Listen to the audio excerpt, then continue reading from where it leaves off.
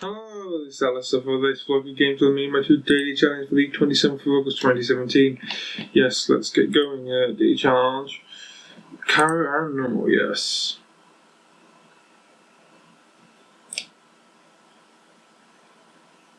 Okay. Alright, this article is from Eurogamer, because obviously Eurogamer only has stuff runs by law now.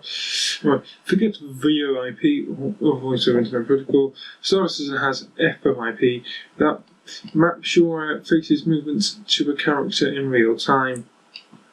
Ooh, sounds intensively processing. Oh, during the annual Star Citizen Gamescom Bonanza yesterday, Cloud Imperium Games announced Face over Internet Protocol or FOIP. Chat for the game means Star Citizen via a webcam, and you'll be able to capture facial movements in real time and stream them onto a character in the game.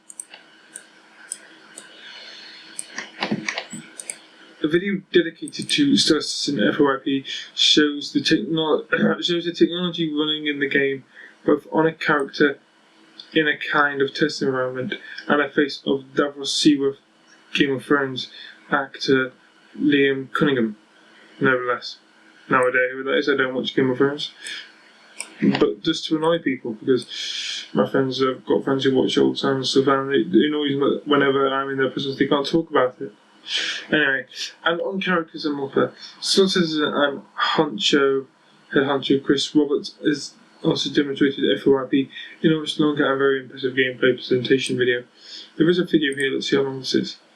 2 hours 28 minutes. It is going to extend the length of this thing if we watch it.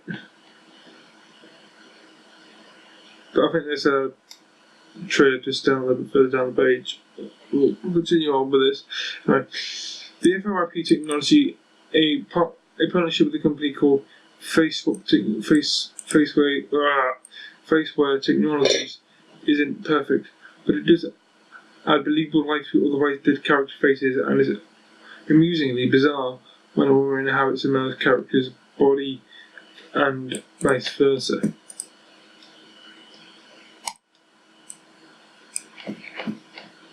Right. The FOIP tech also makes voices come from the 3D position of your character's mouth. So if some people are to the side of you or yabbering away, they'll sound to the side of you yabbering away. We have that technology with sound already. That we have 3D environment sound. Guys, we already have that. Alan? No? Alright. Plus, as FOIP tech tracks your head movement, Star Citizen has via webcam has the kind of head tracking we've seen in virtual reality games. This allows you to do helpful things like look around the cockpit of your spacecraft and quickly glance out of the window around you. Right, we've got another trailer here. All too long. It sounds like FOIP will work with most webcams, but performance will be very based on your device's capability. Because of this, Faceware Technologies will sell a bespoke camera specially designed for Star Citizen. Ooh, that's intriguing. Which scans at 60 FPS and apparently works well in low light. No price release date has to be mentioned. Ooh. The fact that you have to buy your own webcam, oh, that's suspicious. It's alright. Oh, that is suspicious. There's a text, I was reading it a second. The fact that you have to buy your own webcam, oh. Yeah, this is definitely interesting. Like, if this is an actual thing, I think we've had similar stuff like this before. Because I know we've definitely had when you did VoIP, that your on-screen character would sort of try to mouse sync it with you. Basically, if the game or whatever detected a sound coming from your end, it would just open the mouth and close and try its best to sort of match up with your mouth movements and sounds. And now you have that. But like, we can have directional sound and stuff like this. We already have directional sound, dear. It's been in games for ages now.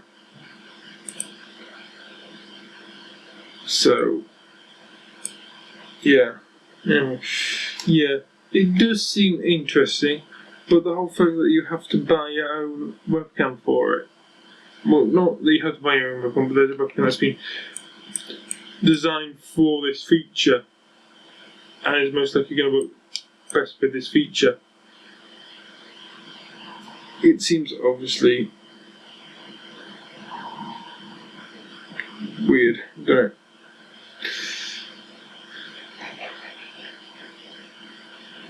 Yeah. Seems like definitely an interesting thing. Anyway, let's go on to the next bit of news. Just give me a second.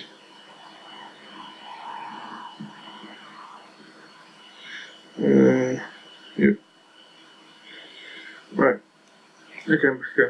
Yes. Okay. Anyway, Rocket League is switching to standard shape size arenas only. Hang on. Here's a rock, paper, shotgun, this article. Yes. Novelty can be. Novelty can be novel, but Rocket League is falling back on the familiar. Developers Physonics are planning to switch the cardboard map rotation to only standard shaped arenas. Oh, for fuck's sake. Standard shaped arenas, not with any dips or knobbly bits or any other weird tricks. And like they did with Neo Tokyo earlier this year, they're making the standardized versions of the Wasteland and Starbase Arc irregular arenas.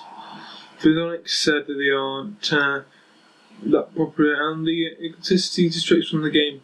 Both competitive and casual modes will feature standard arenas only, though oddities will be still played in private and offline matches, as well as some experimental Rocket Labs tests playlists. Yeah.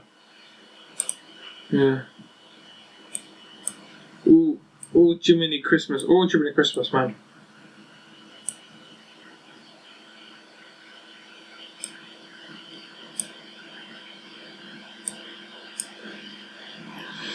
Right, anyway, where was he? The first non-standard arena arrived in 2015, and since then Physonics said in yesterday's announcement they have been listening and assessing feedback. My work means saying that the standard arenas brought to the mid-rotation will no longer think of the benefits or the downsides they bring. They said. They explain why they've changed their minds. Why see Rocket League as a digital sport? As such, we think standardization is important and necessary to provide a level playing field and foster consistency and competition across all skill levels and events. We introduced non-standard arenas partly to provide a variety of private play, but we have not been embraced. Given the success of RLCs, the Rocket League esports in general, we no longer feel whether those known and appropriate for the competitive scenes. Rocket League shows that our narrow set of arena designs will be well received by the Rocket League community. Even the designs that are more closely resemble conventional arenas, like the Optical and the Starbase, have been extremely divisive. Ultimately, the alternate layouts we've devised simply don't add enough hospitality to offset the corresponding losses, particularly muscle memory. They also say they want a constant set of rules and interactions for all players from newbies to world championships, but won't make the 4-star standard arenas on pro play, and they had to go off. Physonics said they had to make the switch for Lawrence or fucking ultimately and so season 6. Yeah, so it looks like they're doing this because the basically they're only taking them out of public rotation. Which is alright, yeah, well done. But keeping it so if you do like the match, you can still play it. So they're not completely removing them, which is well done there, lads. That's a good thing. Yeah. So they're not completely removing it, but they are just removing it from public automatic rotation since their services. So yeah, and they're doing it because people aren't paying that and stuff. So yeah, they've got legitimate reasons and they've handled it well. So that's cool. I think I agree with them on that. Goodbye from me, from this vlogger.